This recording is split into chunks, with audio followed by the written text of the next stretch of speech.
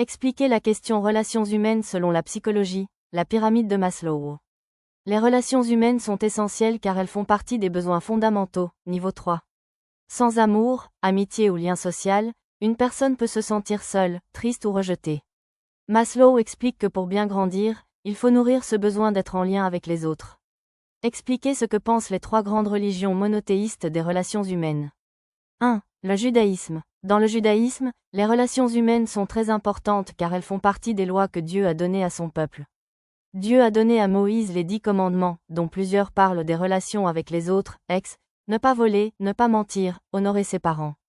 Il y a beaucoup de règles dans le Talmud qui montrent comment vivre ensemble dans le respect, la justice et l'entraide.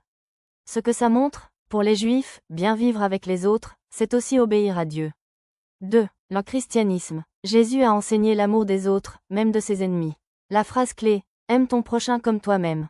Il a aidé les pauvres, les malades, et a montré que chaque personne a de la valeur. Les chrétiens croient que l'amour vient de Dieu, et que les humains doivent partager cet amour entre eux.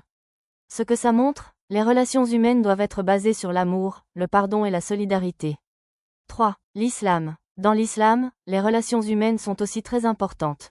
Les musulmans doivent respecter les 5 piliers de l'islam, et l'un d'eux, la zakat, est un don aux pauvres. Le Coran encourage à être juste, respectueux et généreux envers les autres. Le prophète Mohammed a insisté sur la paix, le respect et la protection des plus faibles.